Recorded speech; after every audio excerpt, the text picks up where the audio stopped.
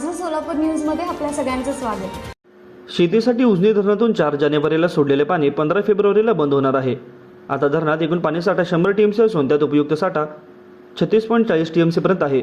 सोलापूर जिल्ह्याचे वरदायिनी उजनी धरणामध्ये सध्या 100 टीएमसी पाणी असून मागील 5 ते 6 वर्षात पहिल्यांदाच फेब्रुवारीतही धरणात 36 टीएमसीवर उपयुक्त पाणीसाठा आहे। दरम्यान आता सोलापूर शहराला पाणी पुरवठा करणाऱ्या औज बंधाऱ्यात यापूर्वी डिसेंबरमध्ये सोडलेले पाणी संपले असून सध्या 20 दिवस पुरेल इतकेच पाणी बंधाऱ्यात शिल्लक आहे। त्यामुळे फेब्रुवारी अखेर औज बंधाऱ्यात पाणी पोहोचेल या नियोजनाने उजनीतून पाणी सोडावे अशी मागणी महापालिकेचे लाभक्षेत्र विकास प्राधिकरणाकडे केली आहे। त्यासाठी साधारणतः 5 टीएमसी पाणी सोडावे लागणार आहे। समांतर जलवाहिनीचे काम पूर्ण व्हायला अजून 1 महिना लागणार असून दुसरीकडे शेतीसाठी देखील मार्चमध्ये दुसरे आवर्तन प्रस्तावित असून त्याचा निर्णय आगामी कालवा सल्लागार समितीच्या बैठकीमध्ये होणार आहे। त्यासाठी 15 ते 18 टीएमसी पाणी सोडावे लागणार आहे। आता शेतीसाठी सोडलेले पाणी शेतकऱ्यांसाठी खूप मोठा आधार ठरला आहे। पुढे मार्चमध्ये पाणी सोडल्यावर शेतकऱ्यांना उन्हाळ्याचा फार झळा बसणार आहे हे निश्चित आहे। माझं सोलापूर न्यूज या यूट्यूब चॅनलला सबस्क्राईब करा आणि बेल आयकॉन प्रेस करायला विसरू नका।